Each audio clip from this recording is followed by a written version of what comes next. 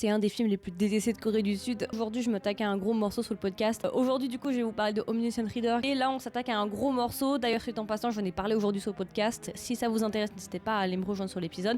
Là, c'est juste un débrief rapide par rapport au film parce que je sais qu'il est détesté, mais même détesté, tu vois, c'est trop gentil. Il est haï, il y a une vendetta sur ce film.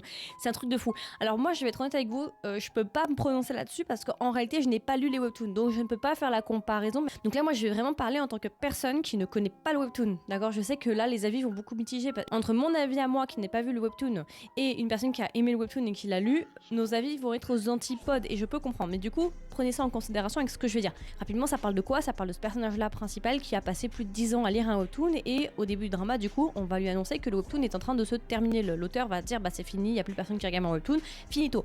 Et lui, il va envoyer un message, il va dire non, mais s'il vous plaît et tout, est-ce que vous pouvez le continuer ou est-ce que vous pouvez changer la fin? Parce qu'en fait, il est pas du tout satisfait avec la fin. Il va recevoir un message de l'auteur qui va lui dire est-ce que tu veux vraiment changer la fin? Si tu veux changer la fin, je peux t'aider. Et un jour, en se rendant au travail, il va se retrouver projeté dans une réalité alternative, dans un monde alternatif qui s'avère en fait être le monde du webtoon.